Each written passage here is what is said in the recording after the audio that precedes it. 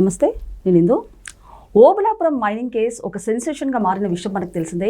ఈ నేపథ్యంలో ఐఏఎస్ శ్రీలక్ష్మి గారికి అయితే అంతకుముందు హైకోర్టు అయితే ఉపశమనం ఇచ్చింది. అలాంటిది ఆవిడకి ఉపశమనం ఎలా ఇస్తారు, మళ్ళీ విచారణ చేయాలంటూ కూడా సుప్రీంకోర్టు అయితే ఆదేశాలు ఇచ్చింది. సో దీని గురించి మాట్లాడడానికి మనతో పాటు సీనియర్ జర్నలిస్ట్ శ్రీనివాస్ గారు ఇప్పుడు మనతో ఉన్నారు. నమస్తే సార్. నమస్తే సార్. మరి చూసుకుంటే ఓబులాపురం మైనింగ్ కేసు ఒకప్పుడు చూసుకుంటే కనుక గాలి జనార్దన్ రెడ్డి గారిది ఒక సెన్సేషన్ క్రియేట్ చేసిందని చెప్పొచ్చు. సో అంతకుముందు కూడా అంటే ఐఏఎస్ శ్రీలక్ష్మి గారిని అయితే హైకోర్టు ఉపశమనం ఇచ్చింది ఈ కేసుకి సంబంధించి. కాకపోతే ఇప్పుడు మళ్ళీ విచారణ చేయాలంటూ కూడా సుప్రీంకోర్టు అయితే ఆదేశాలు జారీ చేసింది హైకోర్టుకి.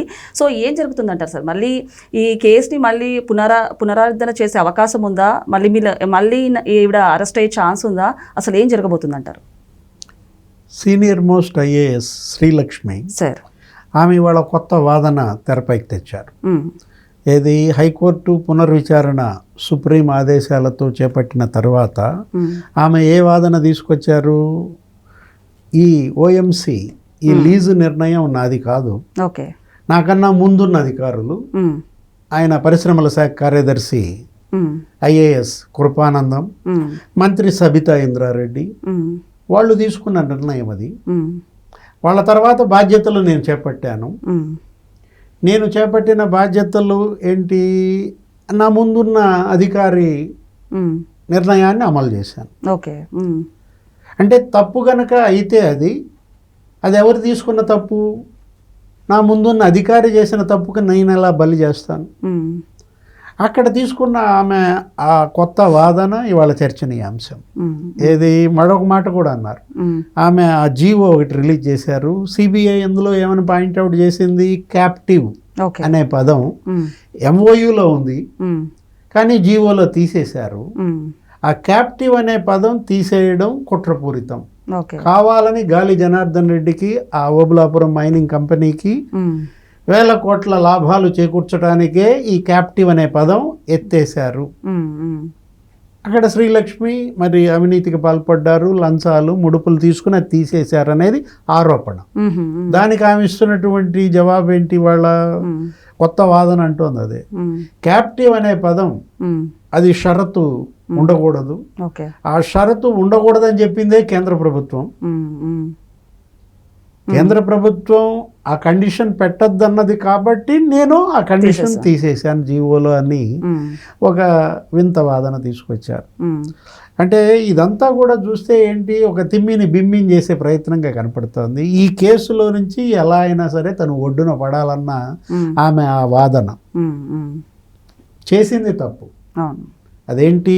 ఇవాళ ప్రజాధనం దుర్వినియోగం, సహజ వనరుల దోపిడీ, అటు పర్యావరణ చట్టాలను అతిక్రమించారు, అటవీ చట్టాలని అతిక్రమించారు, మొత్తం భూగర్భాన్ని తొలిచేశారు. ఏది అసలు సుంకులమ్మ గుడినే కూలగొట్టారు. అప్పట్లో ఏంటి, గాలి Janardhan Reddy mining mafia A threat to democracy అని అసలు పెద్ద చర్చనీయాంశమైంది. అప్పట్లో ఆయన హెగ్డే, కర్ణాటక లోకాయుక్త సంతోష్ హెగ్డే బయట పెట్టిన కుంభకోణం ఇది. అంటే గాలి జనార్దన్ రెడ్డి ఒక సాధారణ కానిస్టేబుల్ కొడుకు ఎలా బళ్ళారిలో ఒక చిట్ ఫండ్ కంపెనీ పెట్టుకోవటం, తర్వాత ఈ గనుల మీద కన్నేయడం. అతను రాజారెడ్డి గుమాస్తా. రాజారెడ్డి మంగంపేట గనులు ఎలా అయితే కొల్లగొట్టాడో అప్పట్లో ఈ గనులు ఇవన్నీ బాగా అతను శిష్యరికంలో మరి ఓనమాలు దిద్దిందే రాజారెడ్డి దగ్గర. కాబట్టి అక్కడ అనంతపురం జిల్లా ఈ ఓబులాపురం మైనింగ్ లీజ్ తీసుకోవటం, అక్కడ బీజేపీని వాడుకోవటం, ఇక్కడ రాజశేఖర్ రెడ్డి కాంగ్రెస్ని వాడుకోవడం, అటు సుష్మా స్వరాజ్ పేరు చెప్పుకోవటం, ఆమెను వరలక్ష్మి వ్రతం అని చెప్పి ప్రతి శుక్రవారం అప్పట్లో ఏడాదికి పిలిపించటం, ఆమెకి ఏదో బహుమతులు ఇవ్వడం.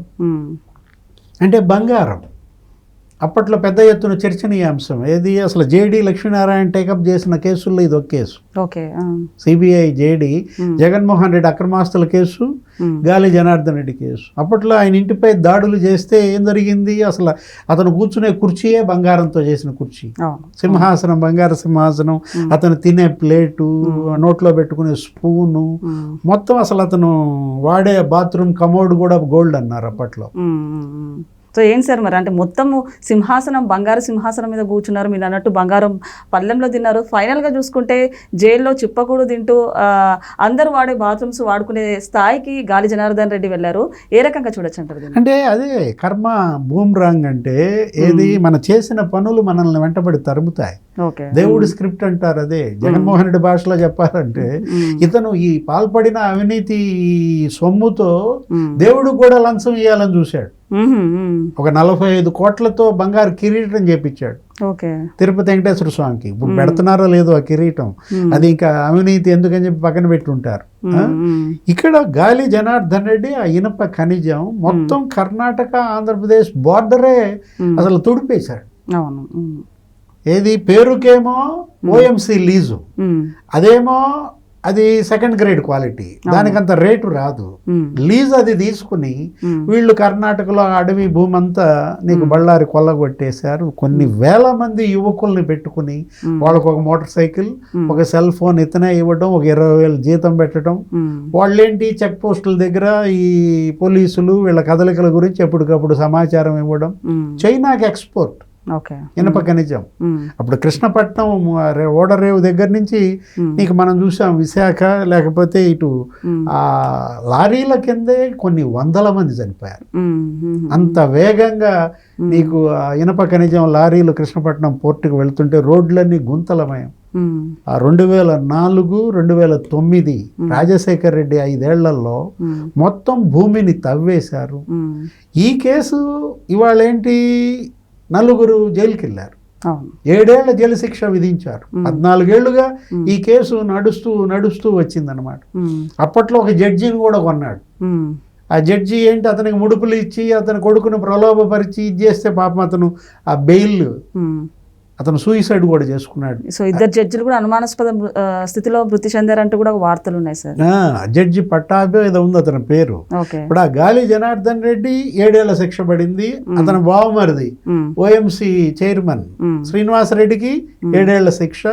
పిఏ అలీఖాన్, నెక్స్ట్ ఈ అధికారి ఏది విడి రాజగోపాల్, అప్పుడు ఉన్నటువంటి ఆ మైనింగ్ శాఖ ఎండి, అతనికి 7 ఏళ్ల శిక్ష కాదు, అతనికి ఇంకో 4 ఏళ్ళు అదనపు శిక్ష అయ్యింది. అంటే ఇవాళ నువ్వు ట్రస్టీ, ధర్మకర్తగా ఉండాల్సినటువంటి ఈ అధికారులు, ఉన్నతాధికారులు వాళ్ళు క్రిమినల్స్తో కుమ్మక్కై, దొంగలతో కుమ్మక్కై దోచేశారు. కాపలా గాయాల్సినాడే, అంటే కంచే చేను వేస్తే అన్నట్టుగా కాపలాదారే ఇవాళ దొంగలతో కుమ్మక్కై మరి దొంగతనం చేస్తే శిక్ష అందుకే రాజగోపాల్కి 11 ఏళ్ళు పడింది అనమాట. ఇప్పుడు శ్రీలక్ష్మి, ఆమె ఒక అధికారిగా, ఆమె కూడా ఒక ట్రస్టీగా ఇవాళ సహజ వనరుల్ని కాపలా గాయాల్సిన వీళ్ళు మరి వాళ్ళతో కుమ్మక్కవడం, దానికి ఇప్పుడు ఆమె కొత్త వాదన తీసుకురావచ్చు. ఆమె ఏంటంటే ఈ కేసులో కృపానందాన్ని సబితా ఇంద్రారెడ్డికి ఉపశమనం ఇచ్చారు. అప్పుడు సబితా ఇంద్రారెడ్డి కన్నీళ్లు పెట్టుకున్నారు. 12 ఏళ్ల నుంచి నరకం చూస్తున్నాను, నేను చెయ్యని తప్పుకి నేను బలయ్యాను అని ఆమె అప్పటి మంత్రి, ఏది గనుల శాఖ మంత్రిగా ఉన్న సబితా ఇంద్రారెడ్డి అంత నరకం చూసిందంటే ఇప్పుడు వాళ్ళిద్దరినీ అడ్డం పెట్టుకుని ఉపశమనం పొందిన కృపానందాన్ని, సబితా ఇంద్రారెడ్డిని అడ్డం పెట్టుకుని ఈమె కూడా ఒడ్డున పడాలనా ఈ కొత్త వాదన, ఈ వింత వాదన. ఎందుకంటే ఇవి గతంలో ఎందుకని చెప్పలేదు. ఇది ఈ కేసు ఇప్పుడు 14 ఏళ్లుగా విచారణలో ఉన్నప్పుడు ఈ 2 పాయింట్లు మరి గతంలో శ్రీలక్ష్మి ఎందుకు తీసుకురాలేదు? ఇప్పుడు కొత్తగా ఏమంటున్నారు, నా ముందు తీసుకున్న నిర్ణయం నేను అమలు చేస్తే తప్ప అంటున్నారు.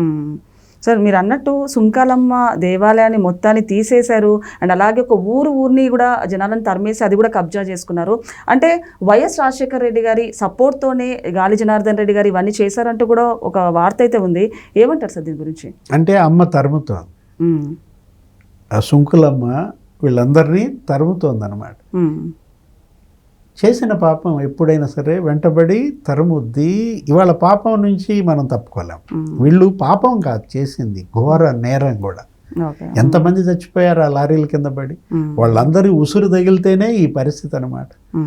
అదేమంటే అతను ఏమంటాడు, ఇప్పుడు ఏదో నేను మళ్ళా సుప్రీంకోర్టుకి వెళ్తున్నాను, ఉమ్, నాకు ఉపశమనం కల్పించండి, నా గంగావతి నియోజకవర్గ ఎమ్మెల్యే ఆయన ఇప్పుడు ఉమ్, దానికి ఉప ఎన్నిక రాకుండా చూడండి అని చెప్పి మళ్ళీ పిటిషన్ల మీద పిటిషన్లు వేస్తాడు ఉమ్, గాలి జనార్దన్ రెడ్డి. ఓకే. ఏదైనా సరే. శ్రీలక్ష్మి కేసు ఉమ్, ఒక లెసన్, ఉమ్, ఒక గుణపాఠం. ఉమ్, ఐఏఎస్లకు కావచ్చు, అధికారులకు కావచ్చు, మనం ఏం చేయాలి, ఉమ్. ఏం చేయకూడదు అనే గుణపాఠం. ఓకే సార్, నమస్తే. నమస్తే.